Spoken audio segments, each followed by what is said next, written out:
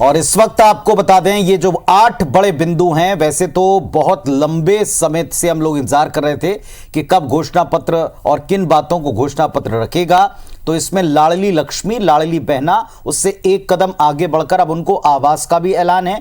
इसके अलावा किसानों के लिए धान और गेहूं दोनों के समर्थन मूल्य का जिक्र है। वनवासियों के लिए तेंदुपत्ता और जैसा भी हितेश जी भी जिक्र कर रहे थे, अन्य कल्याणकारी योजनाओं का भी इसमें जिक्र है। एम्प्लॉयमेंट का, बच्चों की मुफ्त शिक्षा 12वीं तक, उसका जिक्र है। और बड़े बिंदु क्या है, हमारे सहयोगी नासिर गौरी इस वक्त हमारे साथ जुड़े दिख रहे हैं, उनका रुख करते हैं। नासिर, आपके पास आ रहे हैं।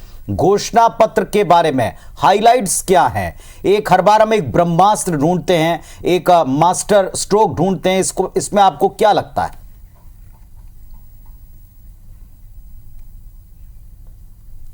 देखिए, कई सारी चीजें हैं बीजेपी ने अपने घोषणा पत्र में शामिल करी, लेकिन सबसे अहम और यही चीज है कि लाडली बहना योजना और लाडली लक्ष्मी योजना में जिस तरह से आवास का जिक्र किया गया है, उसको लेकर लोगों में कितना वो है, लोग किस तरह से इसको देखते हैं। तो मैं चाय की टपरी पर यहाँ पर मौजूद हूँ। ग्वालियर का ये 34 इलाका है। यहाँ पर आम आदमी है, लेकिन सभी की कहीं ना कहीं आइडियोलॉजी किसी न किसी पार्टी से जुड़ी जरूर रहती है। तो ऐसे में वो क्या सोचते हैं इस घोषणा पत्र को लेकर, क्योंकि बीजेपी के घोषणा पत्र पर उनको इंतजार था। इस बार सबसे अहम बात घोषणा पत्र में यह भी रखी गई है कि लाडली बहनों और लाडली लक्ष्मी योजना में जो शामिल हैं उनको आवास दिया जाएगा। किसानों के लिए कई सारी बातें की, 10 बिंदु हैं। क्या लगता है कि बीजेपी कितना खरा उतर पाएगी अपने संकल्प पत्र पर? बीजेपी का संकल्प पत्र है वो अपने आप में कभी खरा नहीं उतरा है। उनकी घोषणाएं जो रहती हैं उन्हीं के कहने अनुसार कि चुनावी जुमले हैं उनके।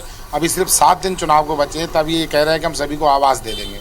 अगर सरकार नहीं आएगी तो आवास की स्थिति क्या रहेगी? रोजगार की स्थिति पे कुछ नहीं बोले हैं।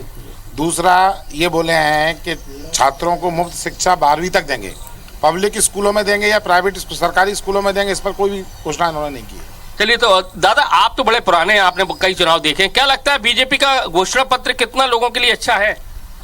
सब लोगों के लिए अच्छा, गरीबों लोगों के, छात्रों के लिए, लाडली बहनों के लिए बहुत बढ़िया घोषणा पत्र है बीजेपी का। क्या लगता है कि लोग उस पर वोट देने निकलेंगे? इस घोषणा बहुत ज्यादा करेंगे, 80% महिला वोट डालेंगे। क्या लगता है किस तरह का घोषणा पत्र लग रहा है? ये केवल जुमला है, जुमले के अलावा कुछ नहीं है। केवल 7 दिन बचे हैं चुनाव होने में, केवल 7 दिन बचे हैं। 17 तारीख को वोटेंगे और आज घोषणा पत्र आप जारी कर रहे हो। क्या हो जाएगा बताइए आप 7 दिनों के अंदर?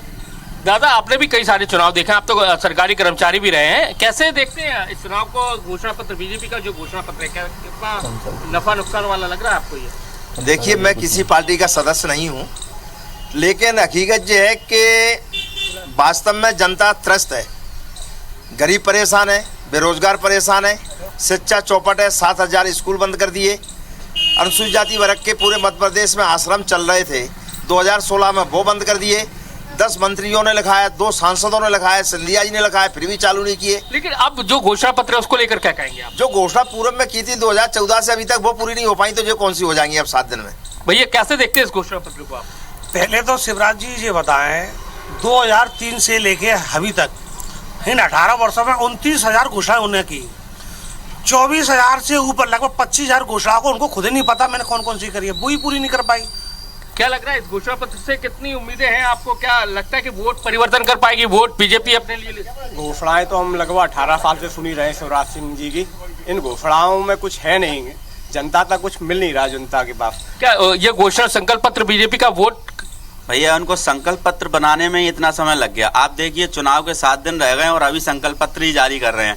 बीजेपी क्या है, एक जो मान के चलिए उन्हें खुद तय नहीं कर पा रही कि घोषणाएं क्या करें। वो कांग्रेस का घोषणा पत्र देख के अपना घोषणा पत्र बनाया है। अरे ये पार्टी की बातें छोड़िए ना, आप बताइए ना भाई साहब, कैसे देखते हैं आप चुनाव में, चुनाव के वक्त? बिल्कुल सबसे ज्यादा तो महंगाई और बेरोजगारी खा रही है।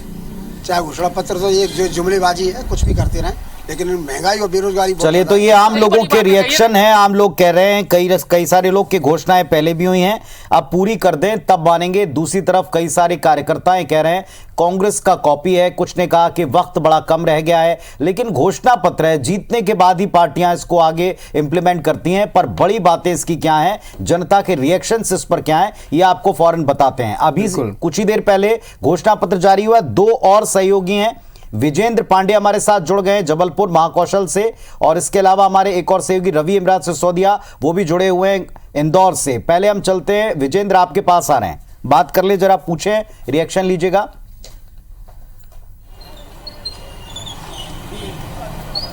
बेशक आज जो संकल्प पत्र जारी कर दिया गया है, आम जनता से ही जानने की कोशिश करेंगे। इस वक्त हम जबलपुर के हृदय स्थल में मौजूद हैं। पुनीत, हम जबलपुर के सिविक सेंटर में मौजूद हैं और प्रयास करेंगे कि यहाँ पहले आम लोगों से यहाँ बातचीत करेंगे। और चूंकि सिविक सेंटर का ये इलाका है, यहाँ लोगों से जानने की कोशिश करेंगे।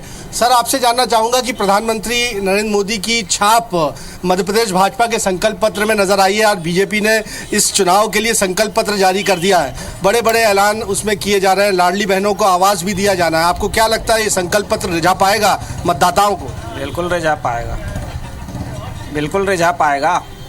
और क्या फर्क पड़ेगा इससे? बहुत फर्क पड़ेगा, बीजेपी आना ही है।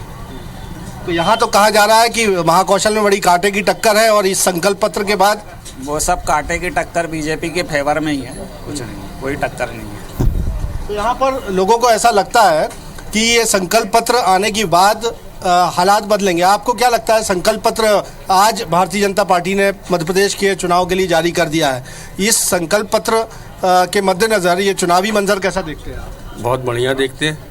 भारतीय जनता पार्टी फिर चौथी बार सरकार बना रही है। विजेंद्र, बातचीत आप करते रहिए। सिर्फ एक पॉइंट ऐसा है जो स्पेसिफिकली जबलपुर के लिए है इस घोषणा संकल्प पत्र में, उसमें ये जिक्र किया गया है कि भोपाल इंदौर की तर्ज पर अब जबलपुर में भी मेट्रो सेवा की शुरुआत की जाएगी। ये बड़ा ऐलान किया। अगर आप बातचीत में इसको भी शामिल कर सकें।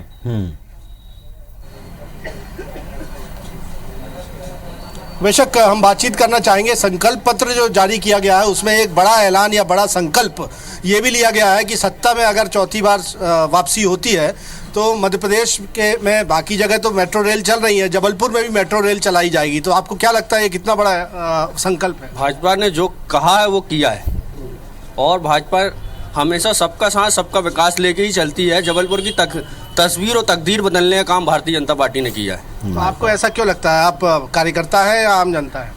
मैं भारतीय जनता पार्टी का कार्यकर्ता भी हूँ और आम नागरिक होने के नाते भी बता रहा हूँ। तो कुछ और लोगों से हम बात करने की कोशिश करेंगे। हम आपसे जानना चाहेंगे, आप देखेंगे कुछ और लोगों से भी बातचीत करते हैं। आपको लगता है कि किस तरह से ये कहा गया है, संकल्प पत्र जो जारी हुआ है, जबलपुर में मेट्रो ट्रेन चलेगी, ये संकल्प है? हाँ, भारतीय जनता पार्टी की सरकार है तो उन्हें जो करते हैं वो कहते हैं, जो करते हैं। जबलपुर में मेट्रो ट्रेन चलेगी, बहुत अच्छा रहेगा ये जबलपुर की जनता। ये भरोसा है आपको? भरोसा है। तो मोदी की गारंटी और भाजपा का भरोसा, ये नाम दिया गया है और आज संकल्प पत्र जो है वो जारी हुआ है। लोगों से, आम लोगों से बातचीत कर रहे हैं। संकल्प पत्र जारी किया गया है और ये कहा गया है कि यदि सरकार बनती है तो जबलपुर में भी मेट्रो ट्रेन चलेगी, भोपाल इंदौर की तर्ज पर। तो क्या भरोसा जाग रहा है आपको? बिल्कुल। अभी तक जो मोदी गवर्नमेंट को देख के हमने अभी तक जितना भी देखा है, विकास तो हुआ है, विकास में कोई कमी भी नहीं दिखाई देती। तो पूरा विश्वास है अगर भाजपा की सरकार आती है तो मेरा पूरा विश्वास है कि कहीं ना कहीं जो भी उनका संकल्प पत्र है वो पूर्ण होगा, बिल्कुल निश्चित तौर पर। कांग्रेस ने भी अपने वचन पत्र गिनाए थे, उसके मुकाबले में ये संकल्प पत्र लेके आई है बीजेपी। 60 साल पहले भी तो मतलब 60 साल कांग्रेस ने भी तो राज किया है। 60 साल में ऐसा तो कुछ दिखाई नहीं दिया। अब कंपटीशन है मार्केट में, कहीं ना कुछ तो लाना ही है। तो हो सकता शायद उन्होंने भी अपना कोई संकल्प पत्र निकाला होगा, पर मुझे इतना नहीं लगता। ठीक है, अब आप विजेंद्र बातचीत करते रहिए, हम दोबारा आएंगे आपके पास। लेकिन अब कुछ डिटेल्स भी हम लोगों के पास पहुंच रही है, चूंकि जो संकल्प पत्र है उसमें 10 मुख्य संकल्पों का जिक्र किया गया है। उसमें अब नारी के हिसाब से, महिलाओं के हिसाब से, समृद्ध किसान, जनजातीय कल्याण को अलग अलग किस तरह से बाइफरकेट किया गया है, वो जानकारियां भी हमारे पास में आ रही हैं। तो उसमें लाडली बहना के लिए, जैसा कि हम बार बार जिक्र कर रहे हैं, कि इसमें अब आर्थिक सहायता के साथ साथ आवास का यहां पर भी जिक्र कर दिया गया है। ग्रामीण महिलाओं को लखपति बनाने का भी इस बार ऐलान किया है। 15 लाख महिलाओं को लखपति योजना के अंतर्गत कौशल प्रशिक्षण का लाभ भी देंगे, ये भी कहा गया है। पीएम उज्ज्वला योजना, लाडली बहना योजना के लाभार्थियों को 450 रुपए में सिलेंडर देने का ऐलान, हालांकि ये पहले ही हो चुका था। उसके अलावा किसानों के संदर्भ में हम लगातार बता रहे हैं कि 2700 रुपए प्रति क्विंटल में गेहूं और 3100 रुपए प्रति क्विंटल में धान, यानी कि यही ऐलान छत्तीसगढ़ में भी जो 3100 का किया है, एज इट इज वही कीमत वहां पर भी तय की गई है। पीएम सम्मान निधि के तहत जो राशि मिल रही है उसमें लाभार्थियों को 12,000 रुपए की वार्षिक वित्तीय सहायता देने का भी ऐलान है। जनजातीय कल्याण की भी हम लगातार बात कर रहे हैं। 4,000 रुपए प्रति मानक बोरा तेंदुपत्ता, और जो गरीब परिवारों के छात्रों को पहली से लेकर 12वीं तक मुफ्त शिक्षा है, उसके साथ साथ 1200 रुपए की वार्षिक सहायता राशि जो स्कूल बैग, किताबें और यूनिफॉर्म के लिए भी देने का ऐलान किया गया। तो कांग्रेस ने जहां ये ऐलान पहले ही कर रखा है कि स्कूली बच्चों को कि मुफ्त शिक्षा के साथ साथ पहली से 8वीं तक के बच्चों को हर महीने 500 रुपए देंगे, 9वीं से 10वीं तक के 1000 रुपए देंगे, 11वीं से 12वीं तक के 1500 रुपए देंगे। तो कहीं ना कहीं उसकी काट देने की कोशिश भी यहाँ पर। तो चलिए हम एक एक वर्ग के बारे में भी हितेश बताते रहेंगे, लेकिन फिलहाल अलग अलग इलाकों में चलते हैं। रवि हमारे साथ तैयार हैं, लोगों के बीच में मौजूद हैं। रवि, जरा इंदौरियन से पूछे उनको कैसा लग रहा है घोषणा पत्र।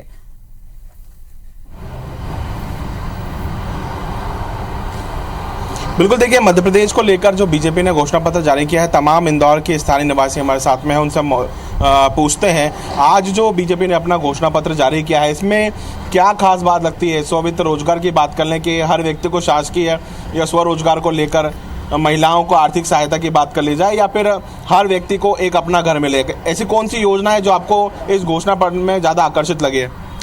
देखिए, जैसा कि हमारे अभी नड्डा जी ने बोला कि पहला तो जैसे गरीब जन कल्याण योजना पर विशेष ध्यान दिया जा रहा है। जैसे गरीब बच्चों की पढ़ाई के लिए स्कूलें बनवाई जाएगी, और हमारे प्रदेश के जो सीएम साहब है, मुख्यमंत्री जी, उन्होंने जो जन कल्याण योजना है, जैसे अपने महिला ये अपनी लाडली कन्या योजना, लाडली बहना का योजना का जो बनाया है, उसमें 1250 रुपये भी करे हैं, और इसे अभी आगे ले जाके 3000 रुपये तक हमारे मुख्यमंत्री जी ने इस योजना के लिए बोला है। तो इसका बहुत लाभ मिल रहा है जो महिलाओं को, तो ये महिला सशक्तिकरण के लिए जोर दिया जा रहा है, और गरीब बच्चों के लिए भी ध्यान दिया जा रहा है जो स्कूल बनाएंगे।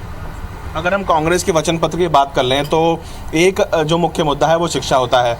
कांग्रेस ने कहा है कि पहली से 8वीं तक के बच्चों को भी शिक्षा के लिए आर्थिक सहायता के साथ साथ पढ़ने के लिए जितना बेहतर हो सके वो अपने वचन पत्र में लिया है। यहाँ भाजपा ने कहा है कि जो गरीब वर्ग के बच्चे हैं, तबके के बच्चे हैं, पहली से लेकर 12वीं तक के मुफ्त शिक्षा और आर्थिक सहायता। क्या लगता है कि चुनाव के समय पर शिक्षा को लेकर दोनों ही पार्टी ने महत्व दिया है, दोनों ही पार्टी ने क्या इसको काट करने के लिए अपने घोषणा पत्र में जारी किया है?